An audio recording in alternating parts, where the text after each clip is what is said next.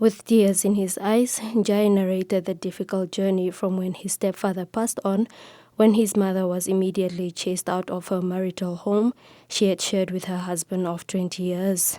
Ndjai shared that his mother did not receive any benefits after the funeral of his stepfather, as the family allegedly sold and stole all properties.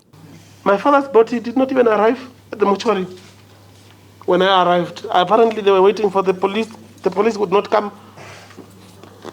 The family chased my mother out of the house. This paper, I always work with it. This is my mother's marriage certificate. The traditional authorities, I wish they would hear this today. They have failed us. Tradition have failed us. The police had to come into our house and stay there. Like it was a protocol house. Police used to sleep at our house. They would have shifts at our house. I would put in leave and come stay next to my mother. I'm telling you, my mother is now 6 feet on the ground. She did not taste any fruit immediately after her husband died. They sold everything. They stole everything. They were brutal. When we went there was nothing. UN resident coordinator Hopolang Pororo shared her own relatable experience to that of Ndjai and the other widows in attendance. She noted that widows ended up being the most disadvantaged, particularly in the context of gender equality, further underscoring the importance of parents having wills in place and talking about death with children while they are still alive. We had spoken about death all the time as a family, and that's one thing which I really appreciated about the family, and I think it's one thing in our African society which we need to talk more about.